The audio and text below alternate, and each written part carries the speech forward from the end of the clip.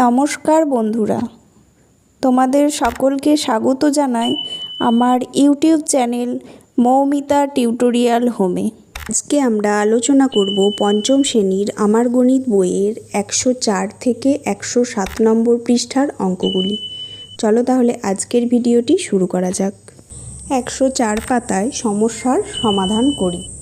একের অঙ্কটা আছে, বাজার থেকে সকালে বাবা 3/4 কিগ্রা চিনি এনেছে।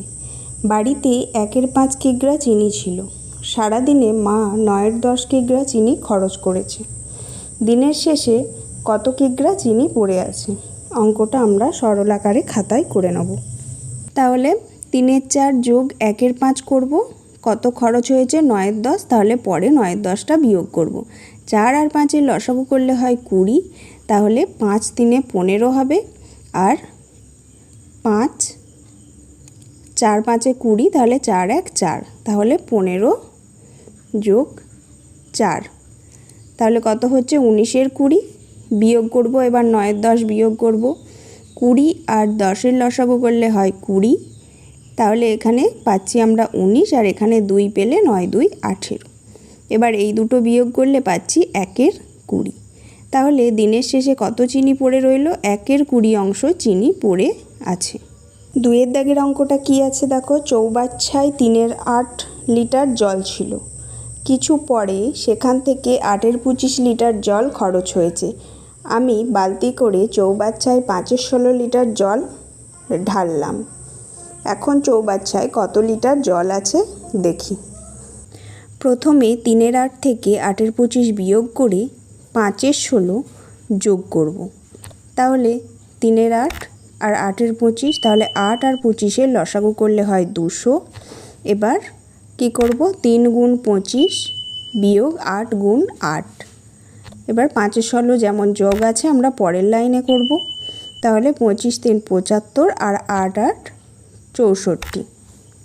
এবার 75 থেকে 64 বিয়োগ করেছি, হয়েছে 11। 11-র 200 যোগ, এবার আবার 5-এর 16 যোগ করব। তাহলে 200 আর 16-র এখানে পাশে লসাগু করেছি, আমাদের এসেছে 400।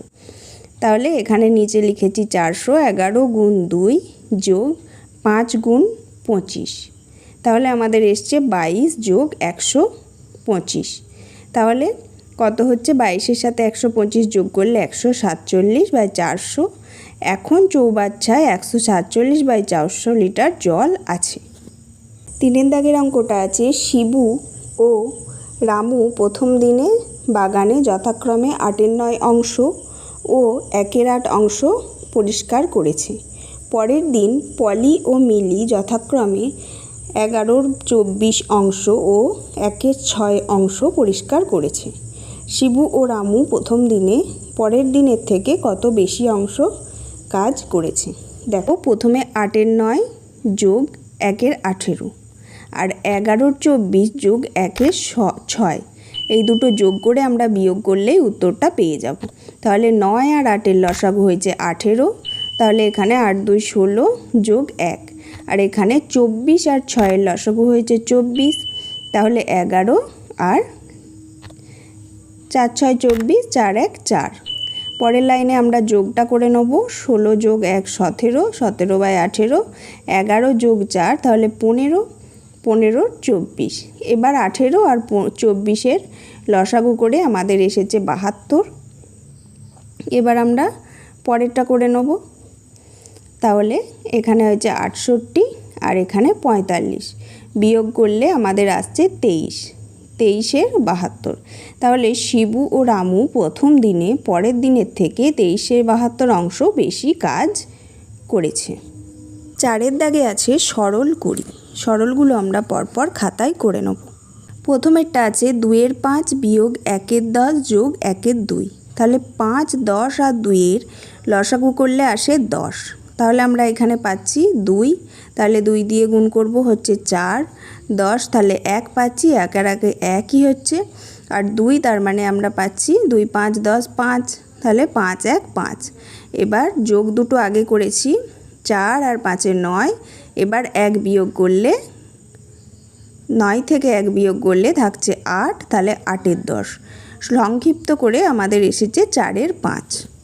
ক্ষয়ের অঙ্কটা আছে দেখো 3-এর 8 যোগ 9-এর 16 বিয়োগ 1-এর 8, সবগুলোকে আমরা একসঙ্গে লসাগু করে পাচ্ছি 16।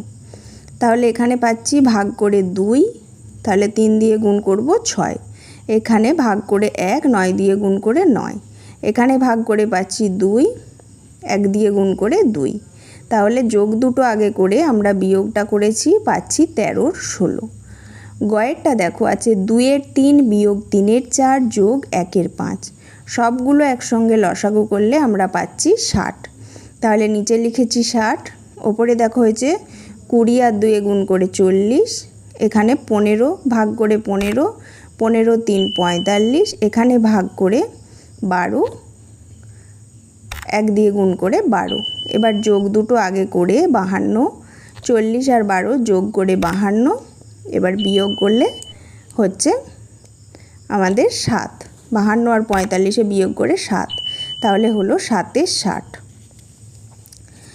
ঘয়েরটা দেখো আছে 1-এর 5 যোগ 1-এর 2 বিয়োগ 1-এর 6, তাহলে সবগুলো একসঙ্গে লসাগু করলে আমাদের আসে 30। এবার আমরা ভাগ করে করে গুণ করব, তাহলে 6 আর 6 1 6, তাহলে 2 15, 30, 15 1 15, 6 5 30, 5 1 5। এবার যোগ দুটো করে আমরা বিয়োগ করেছি, 21 বিয়োগ 5 হয়েছে 16-র 30। আমরা লঘিষ্ঠ আকারে প্রকাশ করে 8-এর 5 পেয়েছি। ওয়াটটা দেখো আছে 1-এর 7 যোগ 5-এর 7 বিয়োগ 1-এর 5 যোগ 2-এর 5। তাহলে আমরা পাট পাট করে ব্র্যাকেটেরগুলো করে নিতে পারি।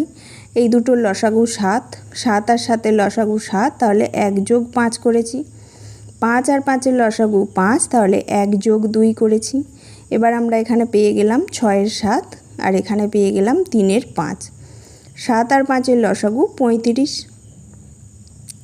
তাহলে 5 6 30 হচ্ছে, আর এখানে 7 3 21, দুটোকে বিয়োগ করলে হচ্ছে 9-এর 35। ছয়েরটা দেখো আছে 1-এর 2 যোগ 2-এর 9 বিয়োগ 4-এর 15 যোগ 5-এর 18। তাহলে এই দুটোকে ব্র্যাকেটেরটাকে আগে করে নেব, 9 2 18, তাহলে কত হচ্ছে ওপরে 9 যোগ 4, এগুলো যেমন আছে আমরা লিখেছি। যোগটা করে নিয়েছি 13 18, এবার পরের লাইনে সবগুলোর একসাথে লসাগু করেছি 18 15 18, আমাদের এসেছে লসাগু 90। এবার আমরা করে নেব 65 বিয়োগ 24 যোগ 25, নিচেরগুলোর সঙ্গে ভাগ করে লবের সঙ্গে গুণ ভাগফলের। আমাদের যোগগুলো আগে করে এসেছে 90 বিয়োগ 24, তাহলে 90 আর 24-এর বিয়োগ করলে হচ্ছে 66, 66 90, আমরা 6 দিয়ে কাটাকাটি করেছি লঘিষ্ঠ আকারে, দিয়ে এসেছে 11-র 15। এবার 6-এরটা দেখো, 6-এরটা আছে 6-এর 7 বিয়োগ 1-এর 14 যোগ 5-এর 7। প্রথমে ব্র্যাকেটের কাজটা করে নেব, 14 আর 7-এর লসাগু 14, ওপরে হয়েছে 1 যোগ 10, পরের লাইনে চলে যাব, তাহলে কত এসছে 11-র 14, আর 6-এর 7 বিয়োগ করব, তাহলে আবার আমরা পাচ্ছি 7 আর 14-র লসাগু 14, তাহলে 12 বিয়োগ 11 সমান 1-এর 14। বর্গীর জোড়টা 9-এর 15 বিয়োগ 1-এর 10 যোগ 3-এর 10, তাহলে 10 আর 10-এর লসাগু, ব্র্যাকেটের কাজটা আগে করব, 10 আর 10-এর লসাগু 10, তাহলে 1 যোগ 3 পাচ্ছি, তার মানে 4-এর 10। এবার পরের লাইনে 10 আর 15-র লসাগু 30, তাহলে পাচ্ছি আমরা 15 2 30, 9 2 18, আর 10 3 30, তাহলে 3 4 12, তাহলে বিয়োগ করলে পাচ্ছি 6-এর 30। আমরা 6 দিয়ে কাটাকাটি করে লঘিষ্ঠ করে পেয়েছি 1-এর 5। 105 নম্বর পাতায় চলে আসি। ছবি দেখে সমস্যা তৈরি করি ও সমাধান খুঁজি।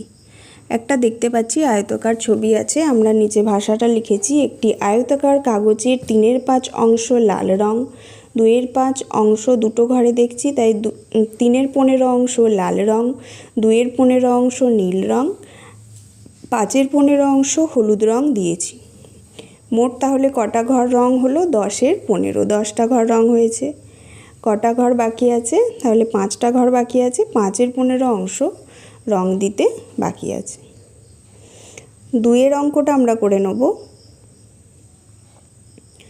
2-এর অঙ্কটায় আছে সমস্যা লিখতে বলেছে, ছবিটা দেয়া আছে। তাহলে একটি বৃত্তাকার কাগজের 2/8 অংশ লাল রং, 3/8 অংশ হলুদ রং, 1/8 অংশ নীল রং দিয়েছি।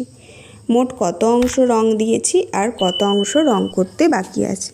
দেখো, আমরা জানি সম্পূর্ণ অংশটা সমান 1 অংশ, তাহলে সবগুলো যোগ করে 1 দিয়ে বিয়োগ করলে আমরা পেয়ে যাব।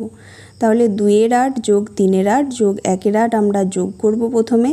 তাহলে আমরা পাচ্ছি 2 যোগ 3 যোগ 1 সমান 6/8। এবার 6/8 অংশ তাহলে আমাদের মোট রং হয়েছে। এবার 1 দিয়ে বিয়োগ করব।